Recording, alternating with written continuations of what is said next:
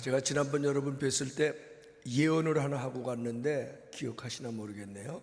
그때 무척 더울 때라 제가 더위에 고생 많이 하는데 예언을 하나 한다 그랬어요. 가을은 반드시 옵니다. 그랬더니 그 예언이 들어맞은 것 같아요. 이제 벌써 가을 바람이 아침이면 선선함을 가져다 줍니다. 뭐 우스개 하느라고 이 얘기를 한 것 같지만 저는 가을이 오는 걸 보면서 하나님의 약속은, 자연을 통해서 섭리하고 운행하시는 하나님의 약속은 지금도 우리 가운데 확실하게 나타나고 있다, 그런 믿음을 가져봅니다. 우리는 예수 믿으면서 초기에 이런 얘기를 많이 했어요. 믿습니까? 또 목사들은 설교할 때 여러분 믿습니까? 그런 설교를 참 많이 했어요. 또 실제로 예수님도 이 땅에 사시면서 처음 만난 사람들 내가 믿느냐? 하나님 영광을 보리라, 뭐 그런 얘기도 하셨고, 믿음이 작은 자들아 믿음의 얘기를 참 많이 하셨어요. 근데 오늘은 베드로에게 나타나셔서 그 베드로가 어떤 예수님을 3번이나 부인하고 십자가 지시는 예수님 앞에 그의 마음이 정말 갈갈이 찢어지고 무너져 내리는 것 같은 그런 폭풍우가 휘몰아치는 그런 경험을 베드로는 했을 거예요. 그러다 부활하신 예수님을 만났어요. 그리고 이제 누가복음에 보면 갈릴리로 가라, 그리고 그쪽으로 부활하신 예수님이 다시 오신단다. 그래서 이제 갈릴리까지 왔단 말이에요.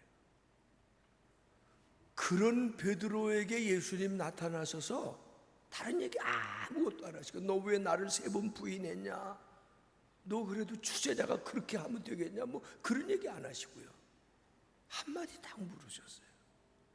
너 나 아직도 믿니? 그러지 않으시고요, 네가 나를 사랑하느냐. 저는 문득 이런 생각이 들었어요. 예수님은 오늘도 여러분하고 저하고 나타나서 너 믿느냐? 이미 우리는 다 믿음의 사람이 됐어요. 아멘, 할렐루야. 우리가 믿고 있는 건 예수님도 다 아세요. 근데 예수님은 종종 잘 믿고 있는 우리에게 예수님 나타나셔서 이렇게 물어보실 것 같으세요. 네가 나를 사랑하느냐? 네가 나를 사랑하느냐? 여러분, 주님을 정말로 사랑하십니까? 아니, 주님을 정말로 사랑하시냐고요? 정말로? 그러면 저를 따라서 한번 오늘 고백해 보십시다. 주님, 제가 주님을 사랑합니다. 그냥 저 따라하는 게 아니고 여러분의 마음의 고백을 지금 주님 앞에 하는 거라는 그런 감정을 가지고 한번 좀 따라해봐. 다시 한번 따라합시다. 주님, 제가 정말로 주님을 사랑합니다. 한 번만 더 따라하세요. 주님, 제가 정말로 주님을 사랑합니다. 아멘. 여러분, 이제 주님을 믿습니다 하는 고백에서 오히려 뭐 믿습니다 하고 사랑합니다가 뭐 다른 고백이 아니고 같은 고백일 것 같은데, 제 마음속에는 믿습니다는 오히려 초기에 하는 고백이고, 지금 믿음의 연조가 오래되고 깊어질수록 우리 가운데는 우리의 믿음을 사랑합니다라고 고백할 수 있어요. 오래 예수님을 믿어보니까 정말 예수님을 깊이 사랑할 수 있게 되고, 또 예수님을 사랑하니까 오히려 또 예수님을 더 깊이 믿을 수 있게 되는 게 아니냐, 그렇게 생각하면서 믿음과 사랑은 짝이 돼서 같이 가는 건데, 이제 우리가 믿습니다라는 고백보다는 오히려 사랑합니다라고 하는 고백이 조금 더 실제적이고 구체적인 고백이 아닌가, 그렇게 생각하면서 주님을 사랑하는 고백이 여러분의 마음에서 시시때때로 흘러나올 수 있게 되기를 주님의 이름으로 축원합니다. 자, 주님을 사랑한다면, 제가 아주 옛날에 그런 얘기 한 것 같은데, 내가 당신 사랑해, 내가 당신 사랑해. 근데 1년 12달 얼굴 한 번 안 보여줘요. 올 수 있는 거리인데, 올 수 있을 만한 환경인데 맨날 문자로 내가 당신 사랑해, 내가 당신 사랑해, 안 나타나. 그게 사랑일까요? 저는 우리가 정말 주님을 사랑한다면 사랑하는 주님을 종종 느끼고 만나야 된다고 믿습니다. 여러분, 여러분이 사랑하는 주님을 여러분은 얼마나 만나고 계십니까? 얼마나 느끼고 계십니까? 때로는 주님이 우리의 삶 속에 찾아오셔야 합니다. 주님이 우리의 심령 속에 찾아오셔야 됩니다. 주님이 우리의 생활 속에 찾아오셔야 합니다. 자, 조금 전에 베드로 얘기를 했습니다마는 베드로는 이로부터 지금 예수님 만난 오늘 갈릴리 사건 이전에 3년 전에 예수님 만났어요. 그때 예수님이 유명한 말씀하셨죠. 나를 따라오너라. 내가 이제부터 너로 사람을 낚는 어부가 되게 하리라. 새로운 꿈을 가지고 고기를 잡던 인생에서 사람을 잡는 새로운 인생의 꿈을 가지고 예수님을 3년을 따라갔어요. 많은 기적을 봤습니다. 예수님의 놀라운 가르침을 들었습니다. 그런데 십자가 사건이 가까이 오면서 베드로의 마음에 많은 갈등, 흔들림, 아마 몸부림이 있었을 것 같아요.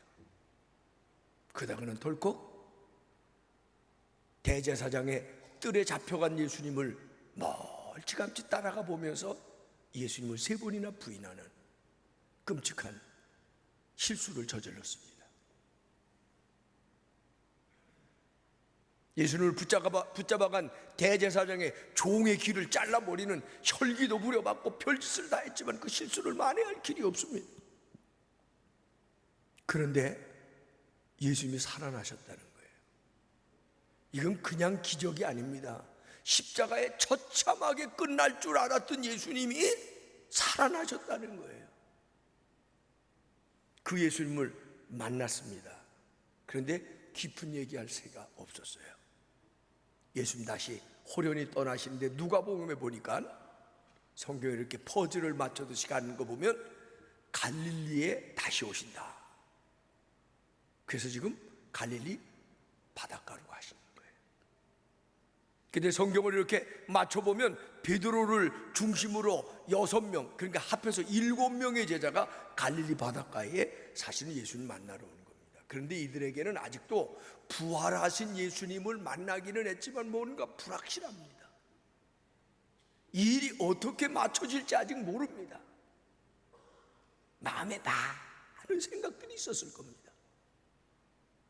그래서 베드로가 답답하게 예수님을 갈릴리로 왔는데 언제 예수님이 찾아올지, 어디서 예수님을 만나게 될지 알지 못하는 상황에 갑자기 베드로가 나는 고기 잡으러 가겠다. 그러니까 6명이 다 따라 나섰어요. 7명이 고기 잡으러 갔어요. 물론 그들이 다 어부는 아니었습니다만 그 중에 베드로와 안드레 같은 사람은 어부 중에 어부입니다. 잔뼈가 갈릴리 바닷가에서 굵은 사람들입니다. 밤새 그물질을 하는데 아무리 3년 만에 복귀했다지만 그래도 어부로서의 경험과 그 손끝이 아직도 남아있는데 3년 만에 아무리 왔다 그래도 밤새 그물질을 하는데 고기 한 마리 못 잡습니다. 허탕친 거예요. 저는 이렇게 생각해요. 그때 불현듯 베드로의 마음속에는 예수님에 대한 갈망이 뭉게 구름이 올라오듯이 떠오르고 있었을 거예요. 왜냐하면 3년 전에 아시는 대로 베드로가 이 갈릴리 바다에서 예수님을 처음 만날 때도 그와 비슷한 에피소드가 있습니다. 그날따라 어부 베테랑이었던 베드로가 하루 종일 그물을 내리는데 고기가 한 마리도 안 잡힌 거예요. 그런데 호숫가에 갑자기 예수님이 나타나셨어요.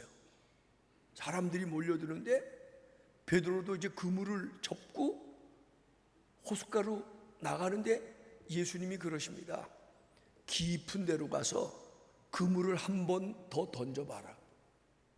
그러니까 베드로가 그때 뭐라고 얘기해요? 우리가 지금까지 하루 종일 그물질을 했는데 한 마리도 못 잡았는데 선생님이 말씀하시니까 한 번 던져보겠습니다. 그리고 깊은 데로 가서 그물을 한 번 던졌더니 그물이 찢어질 정도로 고기가 잡혀. 이게 예수님이 베드로와의 첫 만남에 있었던 에피소드입니다. 밤새 그물질을 하는데 고기가 안 나오는 거예요. 그때 베드로는 무슨 생각했을까요? 3년 전 그 사건을 생각했을 거예요. 3년 전 극적으로 예수님을 만나서 하루 종일 그물질을 했는데 아무것도 잡지 못했는데 예수님 말씀 한마디에 순종했더니 기적을 체험한 겁니다. 저는 우리가 주님을 사랑하는 사람이라면, 정말 주님이 여러분을 사랑하는 주님이라는 사실을 여러분이 믿는다면, 우리는 우리의 삶 속에서 주님을 모셔드려야 된다고 하는 사실을 깨달아야 된다고 믿습니다. 여러분, 폭풍우가 몰아칠 때, 그때가 여러분의 삶 속에 주님을 모셔드려야 될 때입니다. 밤새 그물질을 했는데 아무것도 잡지 못하여 허탕질했을 때, 그때가 예수님을 여러분의 삶 속으로 모셔와야 될 때라는 사실을 믿으시기를 바랍니다.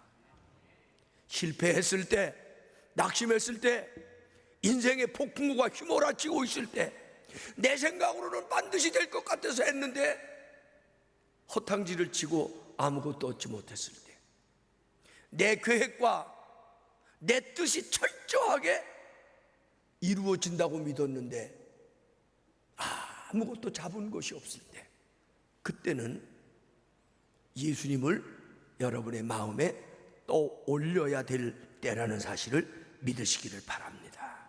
주님이 오셔야 된다는 사실을, 주님이 오셔야 된다는 사실을 여러분 깨달으시기를 바랍니다. 그리고 주님을 모셔드려야 돼요. 주님 찾아오셨네, 모셔드리세. 주님은 우리를 버리지 않으십니다. 주님은 우리를 잊어버리지도 않으십니다. 주님은 우리를 부르신 후에 우리를 포기하신 적이 한 번도 없습니다.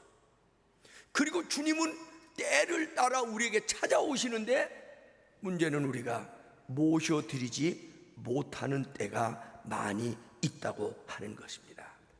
이사야 49장 15절을 여러분 혹시 기억하십니까? 여인이 어찌 그 젖 먹는 자식을 잊겠으며 자기 태에서 난 아들을 긍휼히 여기지 않겠느냐? 그들은 혹시 잊을지라도 나는 너를 잊지 아니할 것이니라. 아멘. 여러분, 주님은 여러분을 잊어버리지 않으십니다. 우리는 주님 앞에 한 번도 잊혀진 존재가 아니라는 사실을 믿으시기를 바랍니다. 주님은 여러분을 부르실 때도 사랑하여 부르셨고, 여러분을 구속하고 속량할 때도 사랑하여 물과 피와 마지막 모든 것을 다 쏟아서 우리를 구원해 주시고 사랑해 주셨고, 그리고 그 주님의 사랑은 우리에게서 잊혀진 바 된 적이 없고요, 주님은 우리를 버리시지 아니하시고, 주님은 우리를 지금도 기억하고 계시고, 특별히 우리의 삶 속에 우리를 찾아오시는데, 실패한 삶의 현장에, 때로는 폭풍우가 몰아치는 현장에 밤새 그물질을 했는데 아무것도 얻은 것이 없는 그런 허탈하고 허망한 순간에, 그때 주님은 우리를 찾아오신다는 사실을 깨닫게 되시기를 바랍니다. 사실은 그때가 뒤집어 말하면 찾아오신다는 것이고, 뒤집어 그때 주님을 갈망하는 것입니다. 저는 오늘 베드로가 부활하신 예수님을 다시 보기 위해서 갈릴리 바다로 갔다가, 어떤 학자들은 다시 고기 잡으러 가는 베드로가 옛날로 돌아갔기 때문에 타락한 거다, 예수님을 버리고 그렇게 부정적으로 얘기하는 분들도 없지 않아 있습니다. 아니라고 생각해요. 베드로는 부활하신 주님을 좀 더 가까이 만나고 싶었어요. 그리고 예수님이 언제 오실지 모르는 상황 속에서 다시 고기를 잡으러 가서 밤새 허탕질하는 그물질 속에서 그의 마음은 아마 끊임없이 예수님을 연상하고, 예수님을 찾고, 예수님을 기다리고, 예수님을 갈급해 있었을 것이라고 생각합니다. 예수님은 예수님을 찾는 사람에게 나타납니다. 성경에 그런 말씀 있죠. 나를 찾는 자가 나를 만나게 될 것이라 그랬어요. 주님을 찾으시기 바랍니다. 주님에 대해서 갈급하시기를 바랍니다. 여러분의 삶의 현장에 주님은 오신다는 사실을 믿으시기를 바랍니다. 주님은 우리의 심령에만 오시는 게 아니에요. 우리의 삶의 현장에 오시는 거고요. 때로는 실패한 현장에, 때로는 쓰라린 현장에, 때로는 허약한 현장 속에, 허탕질하는 삶 속에 주님은 찾아오신다는 사실을 기억하시기를 바랍니다. 여러분, 하나님이 여러분을 지금도 사랑하시는 줄로 믿으십니까? 그러면 주님이 찾아오시기를 기다리십시오. 주님이 찾아오시기를 갈망하십시오. 주님이 찾아오시기를 기도하십시오. 주님이 여러분의 삶 속에 찾아오시고, 그리고 주님을 여러분의 삶 속에 모셔드리는 베드로와 같은 놀라운 일들이 일어나게 되기를 주의 이름으로 축원합니다. 주님을 모셔드릴 때 밤새 허탕질을 쳤는데 3년 전에는 그물이 찢어지도록 잡혔고, 오늘은 153마리가 잡혔다는 거예요. 주님이 오시면 달라집니다. 주님이 오시면 변화됩니다. 주님이 오시면 뭔가가 새로워집니다. 주님이 여러분의 삶 속에 오실 수 있도록 여러분 기다리고 모셔드리는 역사에 더 열심하시는 저와 여러분이 되시기를 주의 이름으로 축원합니다. 주님이 오셔서 놀라운 일을 이루시더니 베드로에게 나타나셔서요, 다른 말씀 안 하시고요, 네가 나를 사랑하느냐 그렇게 물으세요. 사실은 베드로는 뭐 자기가 잘못해놓고 잘못한 사람이 더 주눅이 들잖아요. 예? 예수님 얼굴 제대로 쳐다볼 용기도 없습니다. 왜 3번이나 부인했잖아요. 제일 으뜸되는 믿음을 가졌다 그러고, 예수님 계실 때도요, 베드로가 때만 되면 얼마나 호언장담, 예수님 절대로 예수님을 제가 버리지 않습니다, 부인하지 않습니다, 떠나지 않습니다. 그리고 무리를 걸어오시는 예수님 보고, 예수님 나도 걷게 해주십시오. 대단히 호언장담하고, 어떻게 보면 자신만만하고, 어떻게 보면 무모할 만큼 용감한 사람이 베드로예요. 근데 그 베드로에게 나타났을 예수님이 내가 나를 사랑하느냐 하고 물으시는데, 베드로가 어떻게 보면 조금은 주눅 들어가지고, 선생님이 아시잖아요. 아니, 내가 나를 사랑하느냐고 물으면 예 사랑합니다 이렇게 자신만만하게 옛날 같으면 대답했어야 되는데, 세상에 예수님 내가 제일 이래야 될 텐데 주님이 아시잖아요.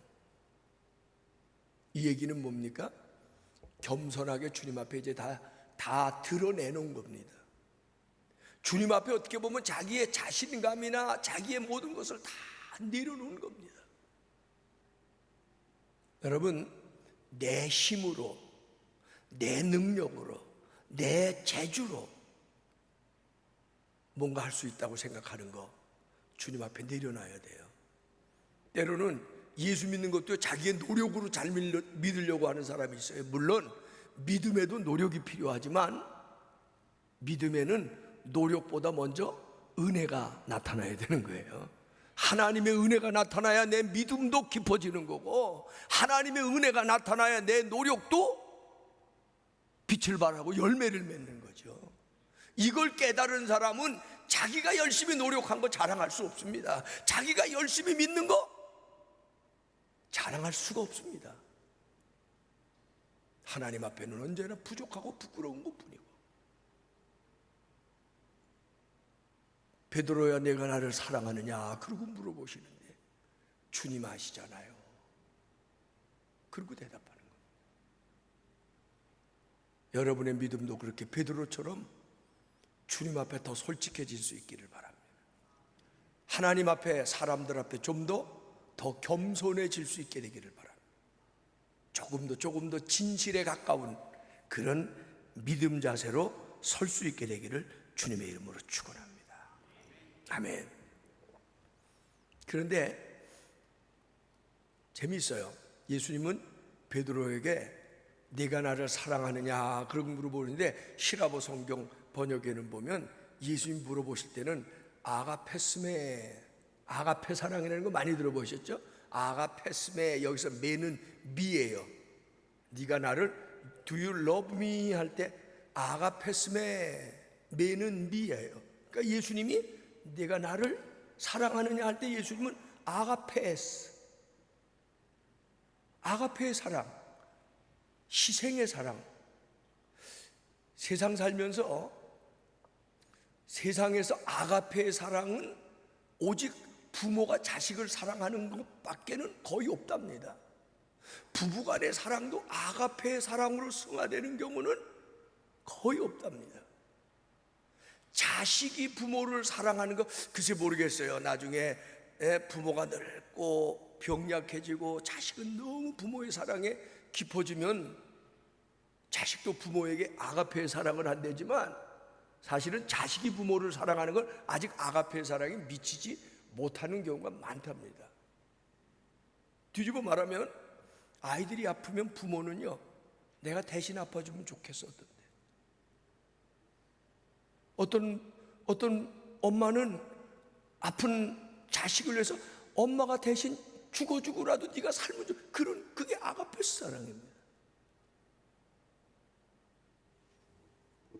예수님은 베드로에게 그렇게 물어보세요. 아가페스메. 그 얘기는 뭐냐? 예수님은 우리를 사랑하시는데, 하나님은 우리를 사랑하시는데 희생적인 사랑으로 사랑하시는 거예요. 할렐루야. 우리를 구원하시기 위하여 예수님이 십자가에서 물과 피를 쏟으시고 살과 뼈를 꺾으시면서 우리를 사랑하시는 아가페의 사랑을 하나님은 이미 보여주셨어요. 하나님은 우리 인생들을 사랑하시는데 때로는 죄가 많고 때로는 변덕꾸러기고 때로는 하나님 앞에 이기적인 우리를 하나님은 여전히 희생적인 사랑으로 우리를 위해서 목숨을 바치는 그런 사랑으로 사랑하시는 하나님을 믿으시기를 바랍니다. 그러면서 우리에게 아가페스메 그렇게 물어보시는데 베드로가요 뭐라고 대답을 하냐면 아가페스메 그럴 때 여기서 내 당신을 할 때 당신을 셉니다. 그러면 예 아가페세 그러면 되는데 베드로는 뭐라고 해요? 필로세 그렇게 대답해. 필로세. 근데 필로세 그러니까 생각나는 거 있죠? 필로스의 사랑, 친구의 사랑, 우정을 얘기할 때는 필로스라고 합니다.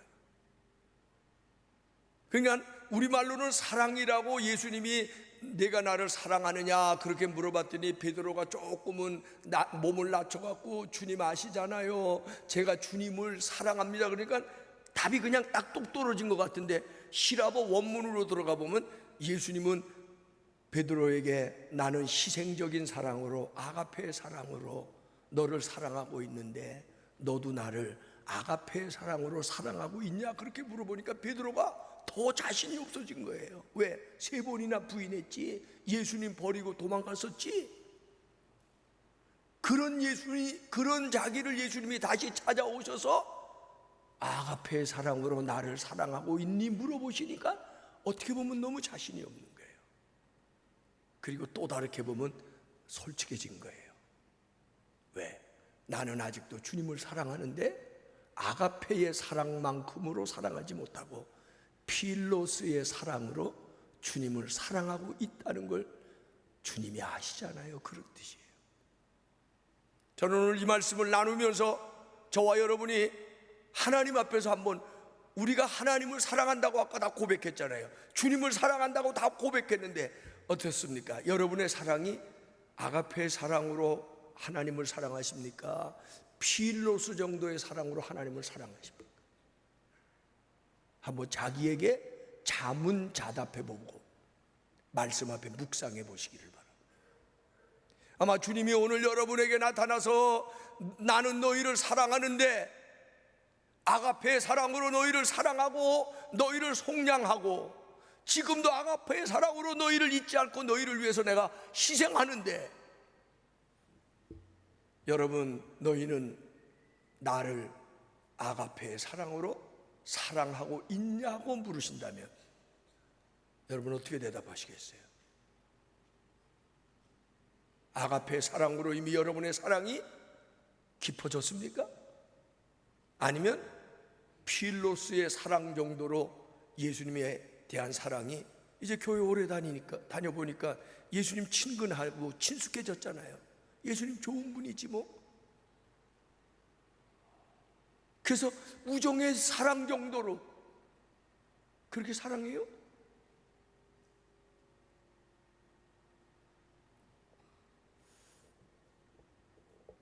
미안합니다. 우리 손녀딸 꼬맹이들을 요즘 제가 잘 돌보는데 제가 가끔 그래요. 할아버지 사랑하니? 그렇게 물어봐요. 그러면요, 이것들도 벌써 고집이 있어서 어떤 날 기분이 안 좋으면 그 말도 금방 안 해요. 근데 어떤 날 좀 기분이 좋아지면 할아버지 사랑해. 근데 그건 제가 보기에는 필로스야. 걔네들이 뭐 나를 위해서 희생하겠어요. 무슨 헌신하는 아가페의 사랑을. 그 할아버지 안 봐도 있으니까 좋지, 안 봐도 1년 12달 잘 살 수 있는 애들이야. 엄마 아빠만 있으면 돼.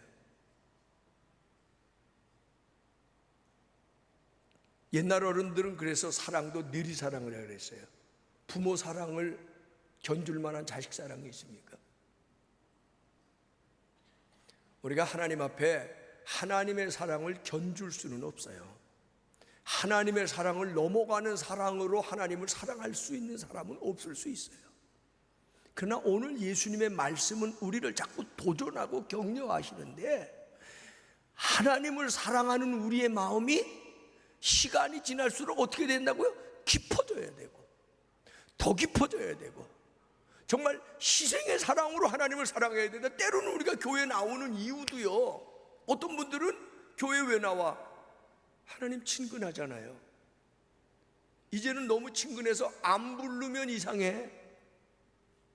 교회 안 나오면 괜히 찜찜해. 너무 친근해져서 친근하신 하나님 앞에 나와 예배도 드리고 헌금도 하면 굴러오는 게 있어. 나도 잘 되고 내 자식도 잘 되고. 자기중심적인 사랑, 조금 지나치게 말하면 이기적인 사랑, 필로스의 사랑, 달면 삼키고 쓰면 뱉어버리는 사랑, 필요할 땐 사랑한다 그러고 내 감정과 기분이 안 좋아지면 돌아서는 사랑, 잘 될 때는 하나님 앞에 별로 감사하지 않고 어려운 일 생각하면 하나님 탓하고 움츠러들이는 사랑과 믿음. 그런 우리에게 주님은 그런 우리를 포기하지 않으시고 배신했다고 책망하지 않으시고 여전히 찾아오셔서 아가페스메, 아가페스메. 그 얘기는 내가 너에게 아가페의 희생의 사랑으로 너희를 사랑하고 있는데 너도 아가페의 사랑으로 나에게 다가오면 얼마나 좋겠니? 아가페의 사랑으로 나를 사랑해주면 얼마나 좋겠니? 그렇게 요청하고 계시는 거라 저는 그렇게 오늘의 말씀을 들어보고 싶습니다. 베드로처럼 솔직하게 주님 아시지요? 아직 제가 필로스의 사랑에 미치지 못했습니다. 그러나 베드로의 마음에 이런 마음이 있었을지 몰라요. 주님, 제가 아가페의 사랑으로 가도록 노력하겠습니다. 오늘 여러분에게도 이런 고백과 다짐이 나타날 수 있게 되기를 주님의 이름으로 부탁하고 축복합니다. 그랬더니 예수님이 그 다음에는 너 왜 자꾸 필로스라 그러냐? 너는 왜 그 정도밖에 그런 얘기 안 하시고 예수님은 그래 나를 사랑한다니 알았다, 고맙다. 그러면서 그 다음에 뭐라 그러시냐면 내 양을 먹이라. 우리 흔히 내 양을 먹이라고 하는 이 말씀을 오해했을 때는요, 양을 먹인다는 거는 양을 돌본다는 얘기거든요. 그래서 이건 목회자처럼 성직자들처럼 교인을 양떼를 돌보는 사람들에게만 주신 말씀이다, 그렇게 생각을 한 적이 많이 있었어요. 근데 사실은 마틴 루터가 나타나서 만인 제사장, 베드로서에 있는 말인 것처럼 우리는 다 왕 같은 제사장, 하나님의 백성은 다 왕 같은 제사장이다, 그렇게 만인 제사장직을 얘기하고 나서 사실은 양을 먹이는 일은 목회자에게만 주시는 말씀이 아니라 모든 하나님의 백성에게 주시는 말씀이에요. 그래서 여기서 베드로에게 주신 사명을 크게 두 가지로, 사실은 작게 두 가지고 크게 한 가지로 저는 보고 싶은데 무엇이냐 하는 것을 한번 생각하면서, 베드로를 부르신 예수님이 저도 부르시고 여러분도 부르셨다는 사실을 여러분이 깨닫게 되시기를 바라고, 베드로에게 사명 주신 주님이 저에게도 여러분에게도 동일한 사명을 주셨다는 사실을 오늘 아침 다시 한번 확인하고 돌아가실 수 있게 되기를 주님의 이름으로 부탁합니다. 베드로를 예수님이 처음 부르셨을 때 아까 뭐라 그랬어요? 나를 따르라, 내가 너를 사람 낚는 어부가 되게 하리라. 자, 한번 따라 합시다. 주님이 나를 부르실 때 사람 낚는 어부되라고 부르신 줄로 내가 믿습니다. 그렇습니다. 자, 여러분, 예수 믿은 지 이제는 꽤 오래되셨죠. 주님의 부름을 받은 지 꽤 오래되셨죠. 예수님을 따라간 지 꽤 오래되셨죠. 저는 50년 넘었어요. 그런데 저는 종종 그런 생각합니다. 나 때문에 예수 믿은 사람 몇 명인가? 분명히 우리 집사님 부르실 때, 권사님 부르실 때, 장로님 부르실 때, 그게 10년 전이든 20년 전이든 저처럼 50년 전이든, 베드로야, 나를 따라, 나를 믿으라, 내가 너로 사람 낚는 어부가 되게 하리라. 이거는 모든 사람에게 주시는 동일한 사명이고 메시지란 말이에요. 그럼 물어볼게요.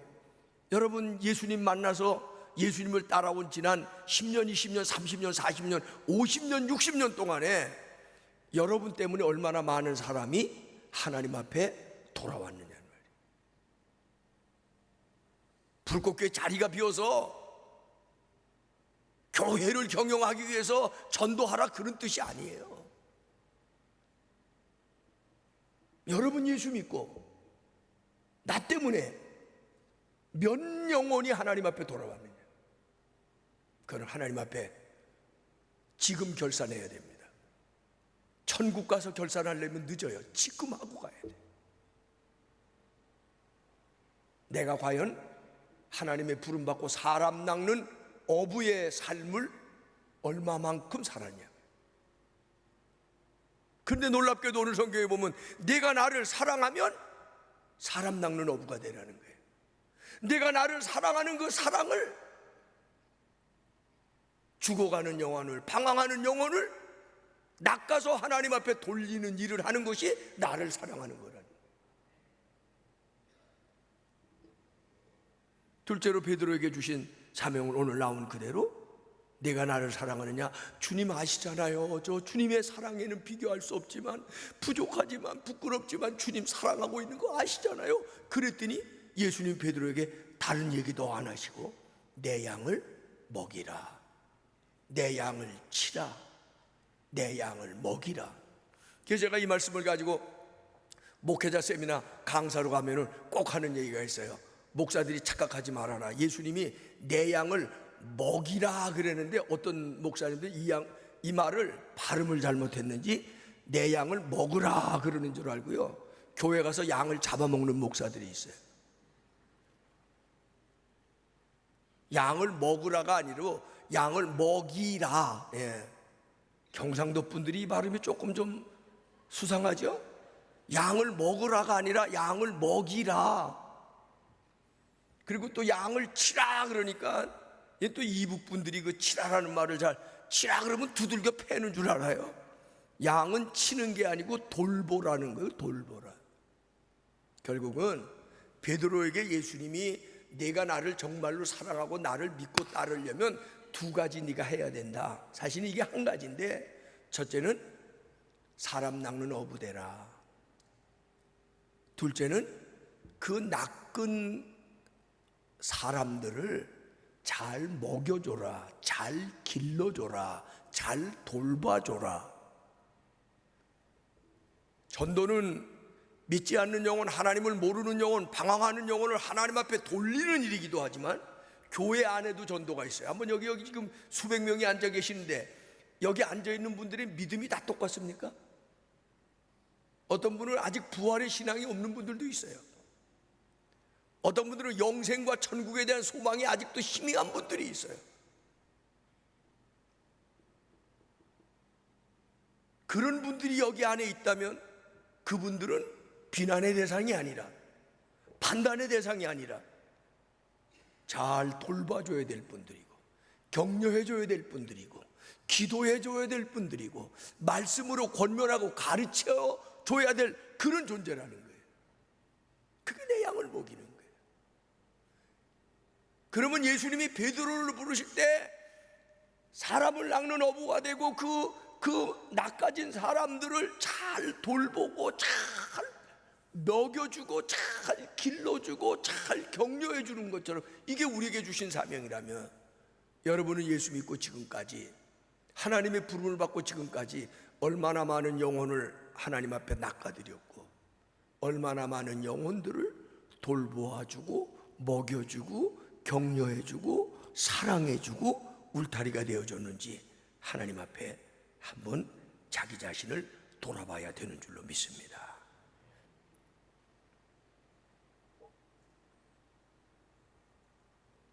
어떤 시인이 그런 재밌는 글을 썼습니다. 하만 스타인이라는 사람이, 울리지 않는 종은 종이 아니며 부르지 않는 노래는 노래가 아니며 표현하지 않는 사랑은 사랑이 아니다.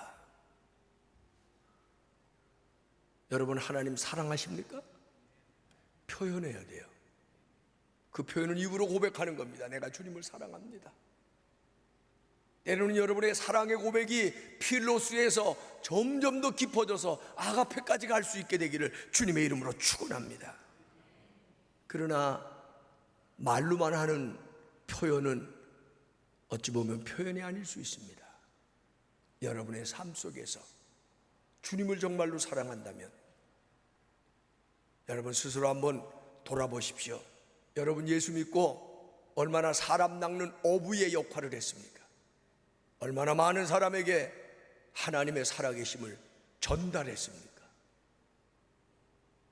여러분 때문에 얼마나 많은 사람이 하나님 앞으로 돌아왔습니까?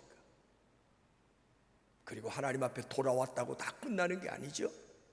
그게 다 열매 맺은 게 아니죠. 그들을 얼마나 먹여줬습니까? 그들을 얼마나 길러줬습니까? 그들을 얼마나 돌보아줬습니까? 표현되지 않는 사랑은 사랑이 아니라고 합니다. 여러분, 다시 한번 묻겠습니다. 주님을 정말로 사랑하십니까? 나가서 복음을 전하십시오. 주님을 정말로 사랑하십니까? 주님이 여러분에게 맡겨주신 잃어버린 양들을 찾아가십시오. 주님을 정말로 사랑하십니까? 주님이 여러분에게 맡겨주신 어린 양들을 돌보십시오. 먹여주십시오. 길러주십시오. 울타리가 되어주십시오. 이것이 주님을 향한 당신의 사랑을 표현하는 길이라고 하는 사실을 다시 한번 마음속에 새기는 아침이 되시기를 주님의 이름으로 축원하고 축복합니다.